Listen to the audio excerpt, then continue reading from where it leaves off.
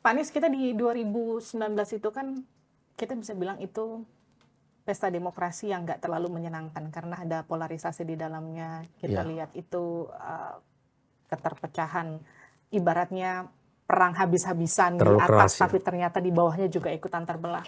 Eh, Semangat buat gelora agar itu nggak terjadi di 2024 itu gimana? Nah, saya kira ini waktunya kita mendahulukan yang namanya politik populasi, bukan politik kelompok. Hmm. Politik populasi ini seperti politik yang ada di dua era dulu ya. Di awal kemerdekaan kita itu bisa merdeka karena para elit politik kita itu berpikir dalam kerangka populasi. Hmm. Iya kan? Coba bayangkan kerajaan-kerajaan kecil itu semuanya dilebur jadi satu gitu loh. Hmm. Orang memilih bahasa Melayu sebagai bahasa Indonesia, bukan bahasa Jawa ya. Hmm. Itu kan politik populasi, Oke. politik rakyat. Nah, waktu Orde Baru lahir kan dari konflik. Orde Baru itu ya, lahir di tengah darah ini kan. Gitu ya. Dan kalau kita lihat narasi pembangunan itu sama dengan narasi kemerdekaan di awal Orde Lama itu ya, sebelum kita merdeka.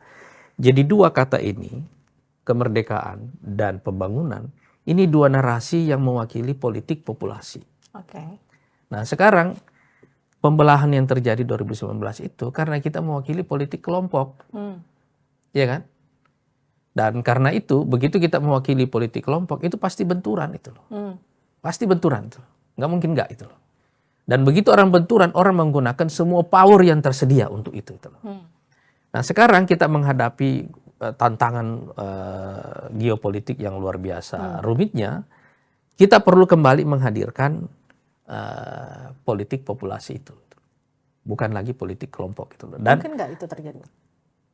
saya kira sangat mungkin. Itu yang menurut saya, itu sisi pembelajaran yang dialami oleh Pak Prabowo menurut saya. Karena ini kan jadi momentum bagi semua partai politik, terutama capres-capres yang akan maju, karena Pak Jokowi nggak akan maju lagi sekarang. Iya. Jadi artinya mereka, semua masyarakat itu kan akan disodorkan betul-betul pilihan yang fresh, yang kira-kira nggak punya.